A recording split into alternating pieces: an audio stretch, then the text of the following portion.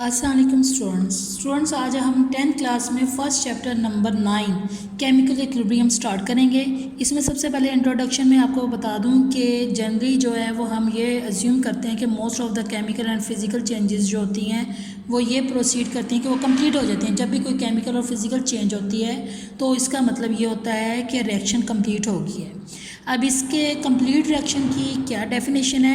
A complete reaction is one in which all reactants have been converted into products. यानी कि complete reaction वो reaction होता है जिसमें तमाम प्रोडक्ट्स जो होते हैं वो रिएक्टेंट्स में चेंज हो जाते हैं। और मोस्टली आप देखें कि केमिकल रिएक्शंस जो होते हैं वो कभी कंप्लीट नहीं होते। इसकी वजह ये होती है कि जब रिएक्टेंट्स जो हैं वो प्रोडक्ट्स में चेंज हो जाएं और कंप्लीट चेंज हो जाएं तो रिएक्शन स्टॉप हो जाता है, उसको हम कंप्लीट रिएक्शन कहते हैं। लेकिन अगर प्रोडक्ट्स जो होते हैं वो दोबारा अगेन डीकम्पोज होके रिएक्टेंट्स में चेंज हो जाएं तो उसको हम क्या कहते हैं, इनकम्प्लीट रिएक्शन कहते हैं। और ये रिएक्शन जो है वो कंटिन्यूसली होता रहता है। रिएक्टेंट्स जो हैं वो प्रोडक्ट्स में चेंज हो जाते हैं, प्रोडक्ट्स जो होते हैं वो रिएक्टेंट्स में चेंज हो जाते हैं। ठीक है, या इस पेज पे आपने सिर्फ ये कंप्लीट रिएक्शन की जो है वो डेफिनेशन करनी है। अब इसके बाद हम देखें कि बहुत सारे हमारे पास जो है और वो रिएक्शन जिसमें रिएक्टेंट्स जो है वो प्रोडक्ट्स में चेंज हो जाएं, प्रोडक्ट्स रिएक्टेंट्स में चेंज हो जाएं, रिएक्शन जो है वो कंटिन्यूसली होता रहे और कभी कंप्लीट ना हो, उसको और एक स्टेज आती है कि केमिकल इक्विलिब्रियम होता है कि रेट ऑफ रिएक्टेंट्स, जितनी क्वांटिटी में रिएक्टेंट्स जो है वो प्रोडक्ट्स में चेंज होते हैं उतनी ही क्वान्टिटी में प्रोडक्ट्स जो होते हैं वो रिएक्टेंट्स में चेंज होते हैं। अब इसमें बहुत सारी फिज़िकल और केमिकल इक्विलिब्रियम जो है हमारे नेचर में मौजूद है। आपको पता है कि जितने भी हमारे केमिकल रिएक्शंस हैं एटमॉस्फेयर में होते रहते हैं कि ये देखें, हम जितनी ऑक्सीजन हम कार्बन डाइऑक्साइड रिलीज़ करते हैं और ये कार्बन डाइऑक्साइड जो है वो प्लांट्स यूज़ करते हैं और जितनी क्वांटिटी में ऑक्सीजन प्लांट्स रिलीज़ करते हैं वो हम यूज़ करते हैं। इस तरह अल्लाह ताला ने एक बैलेंस जो है वो रखा हुआ है। इसी तरह लेक्स में हम देखें कि जितनी क्वांटिटी में जो एक्वेटिक एनिमल्स हैं वो कार्बन डाइऑक्साइड रिलीज़ करते हैं और एक्वेटिक प्लांट्स जो हैं वो उतनी ही क्वांटिटी में जो है वो ऑक्सीजन रिलीज़ करते हैं। इस तरह लेक के अंदर भी ऑक्सीजन और कार्बन डाइऑक्साइड की कंसनट्रेशन जो है वो इक्वल होती है। उसके बाद हमारा है रिवर्सिबल रिएक्शंस क्या होते हैं और डायनेमिक इक्विलिब्रियम क्या होता है। सबसे पहले हम देखते हैं कि एक chemical reaction, in a chemical reaction the substances that combine are called reactants and the reactants and the products which are formed, the new substances which are formed are called products। यहाँ पर reactants और products की definition है, उसको underline कर लें कि chemical reaction में सब्सटेंस जो कि कंबाइन करते हैं वो क्या कहलाते हैं, रिएक्टेंट्स कहलाते हैं, जबकि जो न्यू सब्सटेंस बनता है वो प्रोडक्ट्स कहलाते हैं। अब इसकी एग्जांपल देखें कि हाइड्रोजन जो है वो ऑक्सीजन के साथ कंबाइन करता है प्लेटिनियम कैटलिस्ट की मौजूदगी में। जब हम इसको हीट करते हैं तो ये वाटर में चेंज हो जाता है। अब यहाँ पे हाइड्रोजन ऑक्सीजन जो है ये दोनों क्या हैं, ये रिएक्टेंट्स हैं, जबकि वाटर जो है वो प्रोडक्ट है जो कि न्यू सब्सटेंस बना है। ये इसकी डेफिनेशन रिएक्टेंट और प्रोडक्ट्स की आपने अंडरलाइन कर लें, ये याद करनी है और ये इसकी एग्जांपल होगी। इसके बाद हम देखते हैं कि मोस्ट ऑफ द रिएक्शन, कुछ रिएक्शंस ऐसे होते हैं in which the product do not recombine to form the reactants are called irreversible reaction. ये इरिवर्सिबल रिएक्शन की डेफिनेशन है कि बहुत सारे रिएक्शन ऐसे होते हैं जिसमें प्रोडक्ट जो होता है वो रिकम्बाइन नहीं करता और जो है वो रिएक्टेंट्स में डिकम्पोज नहीं होता, उसको हम कहते हैं इरिवर्सिबल रिएक्शन। और ये इरिवर्सिबल रिएक्शन को हम सपोज करते हैं कि ये कंप्लीट रिएक्शन है। क्यों? क्योंकि जितने भी रिएक्टेंट्स होते हैं वो प्रोडक्ट्स में चेंज हो जाते हैं और जब रिएक्टेंट्स ज़ीरो हो जाते हैं तो प्रोडक्ट्स जो है वो ज़्यादा बनते हैं। इस रिएक्शन को हम सिंगल एरो से शो करते हैं जो कि रिएक्टेंट और प्रोडक्ट्स के दरमियान में मौजूद होता है और इसका जो टेल होती है वो रिएक्टेंट्स की साइड पर होती है और जो हेड है वो प्रोडक्ट्स की साइड पर होता है। उसके बाद नेक्स्ट जो रिएक्शंस ऐसे भी होते हैं, the reactions in which products can recombine to form reactants are called reversible reaction. इसकी डेफिनेशन को अंडरलाइन कर रहे हैं कि रिएक्शंस इन विच, वो रिएक्शंस जिसमें प्रोडक्ट जो है वो रिकम्बाइन होकर रिएक्टेंट्स में चेंज हो जाता है उसको हम क्या कहते हैं, रिवर्सिबल रिएक्शन कहते हैं। और ये इसकी डेफिनेशन है। और ये reactions never go to complete, ये रिएक्शंस जो है वो कभी भी कंप्लीट नहीं होते। उसकी वजह ये है कि रिएक्टेंट्स जो है वो प्रोडक्ट्स में चेंज हो जाते हैं, प्रोडक्ट्स जो होते हैं वो रिएक्टेंट्स में चेंज होते हैं। और they are represented by double arrow, इसको डबल एरो से शो करते हैं। जो ऊपर वाला एरो है वो रिएक्टेंट्स को प्रोडक्ट्स में चेंज होने के बता रहा है, और जो नीचे वाला एरो है वो ये बताता है कि जो प्रोडक्ट्स हैं वो रिएक्टेंट्स में चेंज होंगे। उसके बाद हम देखते हैं ये रिएक्शन जो होते हैं ये दोनों साइड्स पे प्रोसीड होते हैं। ये रिएक्टेंट्स जो है वो प्रोडक्ट्स में चेंज हो जाते हैं और प्रोडक्ट्स जो है वो रिएक्टेंट्स में चेंज हो जाते हैं, ठीक है। और जो जब रिएक्टेंट्स प्रोडक्ट्स में चेंज हो जाएं तो उसको हम कहते हैं फॉरवर्ड रिएक्शन, और जब प्रोडक्ट्स जो है वो रिएक्टेंट्स में चेंज होएं तो उसको हम क्या कहते हैं, रिवर्स रिएक्शन कहते हैं, ठीक है। उसके बाद अब यहाँ पे एक एग्जांपल दी गई है हाइड्रोजन और आयोडीन की, जिसमें रिवर्सेबल रिएक्शन मौजूद होता है। बेसिकली हाइड्रोजन जो होती है वो कलरलेस होती है, जबकि आयोडीन जो है वो पर्पल कलर की होती है।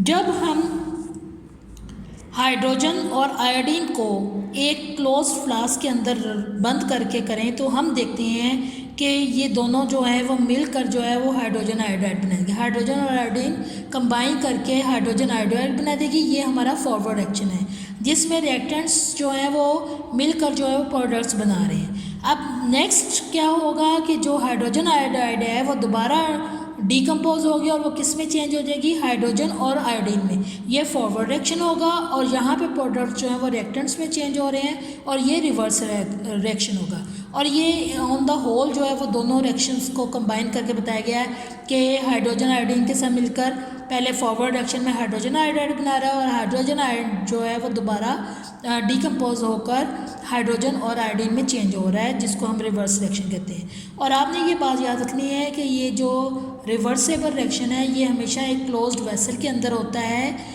क्योंकि अगर हम ये वेसल के ऊपर लिड नहीं लगाएंगे तो जो प्रोडक्ट्स हैं वो एयर में जा सकते हैं, वेपरेट हो सकते हैं, फिर वो जो है वो रिवर्सेबल रिएक्शन नहीं होगा। रिवर्सेबल रिएक्शन जो है वो सिर्फ एक क्लोज्ड वेसल में होता है, ताकि प्रोडक्ट्स भी उसी वेसल के अंदर रहें और वो दोबारा डिकम्पोज होकर अपने रिएक्टेंट्स में चेंज हो जाए। इसी तरह एक दूसरी एग्जांपल है कि जिसमें कैल्शियम ऑक्साइड और कार्बन डाइऑक्साइड कंबाइन करके जो है वो कैल्शियम कार्बोनेट बना रहे हैं, और इसी तरह कैल्शियम कार्बोनेट जो है वो दोबारा डिकम्पोज होकर कैल्शियम ऑक्साइड और कार्बन डाइऑक्साइड में चेंज हो रहे हैं। अब इसमें आप ये देखें कि ये कैल्शियम कार्बोनेट को हीट कर रहे हैं तो ये जो है कैल्शियम ऑक्साइड में चेंज हो रहा है। अगर हम इसकी बोतल को ऊपर लिड नहीं लगाएंगे तो ये इरिवर्सिबल रिएक्शन है। कैल्शियम कार्बोनेट को हीट करेंगे तो कैल्शियम ऑक्साइड इधर रह जाएगा और कार्बन डाइऑक्साइड जो है वो एयर में चली जाएगी। जबकि हमने रिवर्सेबल रिएक्शन करना है, इसमें अगर हम इसके ऊपर लिड लगा देते हैं तो क्या होगा कि कैल्शियम कार्बोनेट बनेगा और कैल्शियम कार्बोनेट दोबारा डिकम्पोज होकर कैल्शियम ऑक्साइड और उसमें चेंज हो जाएगा, ठीक है। अब इसके बाद हम यहाँ पे आ जाएं।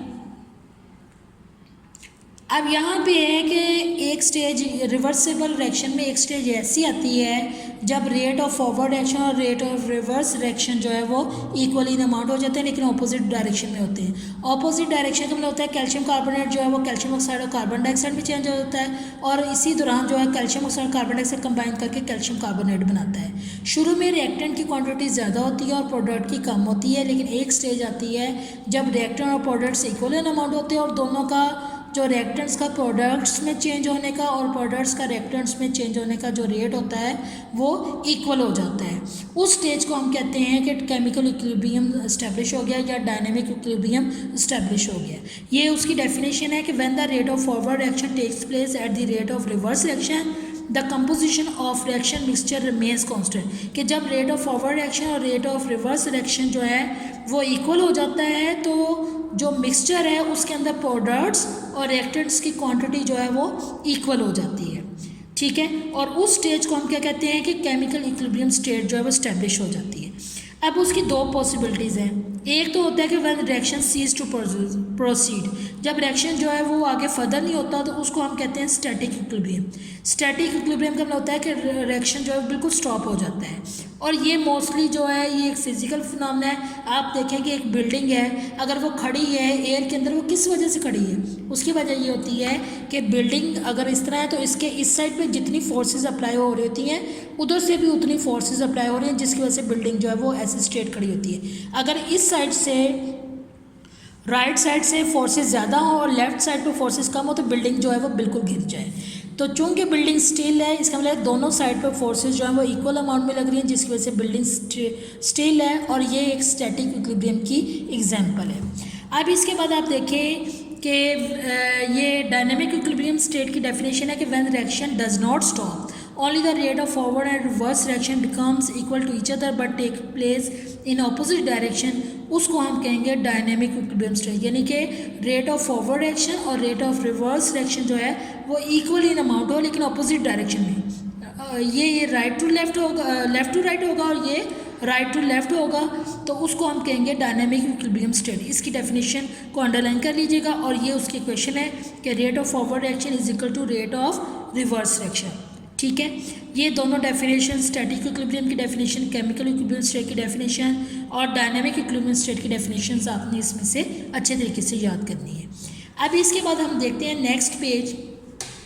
इसमें ये देखिए एक ग्राफ बनाया गया है जिसमें ये शो किया गया हुआ है कि शुरू में जो रेट ऑफ फॉरवर्ड एक्शन है वो आहिस्ता आहिस्ता डिक्रीज़ कर रहा है और रेट ऑफ रिवर्स रिएक्शन जो है वो स्पीड अप हो रहा है। इसकी क्या वजह है? इसकी वजह ये होती है, आप देखें कि जैसे हाइड्रोजन और आयोडीन है, चूँकि रिएक्टेंट्स ज़्यादा है, प्रोडक्ट तो कोई नहीं था, तो जब हाइड्रोजन और आयोडीन जो है वो रिएक्टेंट्स प्रोडक्ट्स में चेंज हुए तो इसका मतलब फॉरवर्ड एक्शन तेज़ हो रहा है। क्या रिएक्टेंट्स ज़्यादा हैं, प्रोडक्ट्स नहीं है, तो रिएक्टेंट्स जो है वो जल्दी जल्दी रिकम्बाइन होकर जो है वो प्रोडक्ट्स में चेंज हो रहे हैं। तो शुरू में फॉरवर्ड एक्शन जो है उसकी स्पीड ज़्यादा होती है, लेकिन जब प्रोडक्ट्स भी बनना शुरू हो जाते हैं तो प्रोडक्ट्स जो है वो डिकम्पोज होते हैं, दोबारा रिएक्टेंट्स में चेंज होते हैं। तो उस सूरत में फिर ये होता है कि जो रिवर्स रिएक्शन शुरू में स्लो होता है वो आहिस्ता आहिस्ता स्पीड पकड़ता है और फॉरवर्ड एक्शन स्लो होता है। ये देखिए यहाँ पे फॉरवर्ड एक्शन पहले आहिस्ता ज़्यादा था, आहिस्ता आहिस्ता ये डिक्रीज़ हो रहा है। क्यों?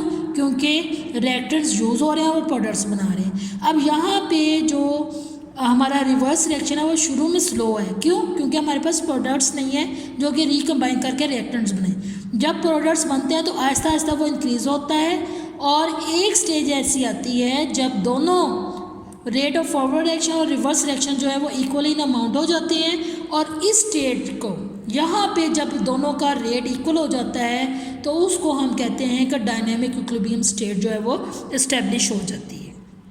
ठीक है, यही चीज़ इसमें बताई गई है कि पहले हाइड्रोजन आयोडीन के साथ मिलकर आयोडिक एसिड बना रहा है, यहाँ पे फॉरवर्ड रिएक्शन का रेट ज़्यादा होगा। आहिस्ता आहिस्ता जब प्रोडक्ट्स बन जाएंगे तो फिर प्रोडक्ट्स जो है वो रिएक्टेंट्स में चेंज होंगे। और यहाँ पे ये ओवरऑल इक्वेशन दी हुई है रिवर्सिबल रिएक्शन की, ये फॉरवर्ड रिएक्शन और ये रिवर्स रिएक्शन, और यहाँ पे जो है वो डायनेमिक इक्विलिब्रियम स्टेट जो है वो इस्टेब्लिश होगी। ठीक है, यहाँ पे स्टूडेंट्स आपको जितना भी मैंने पढ़ाया, जो जो चीज़ें मैंने आपको अंडरलाइन करवाई है कि ये डेफिनेशंस आपने बहुत अच्छे तरीके से याद करनी है, वो आपने याद करनी।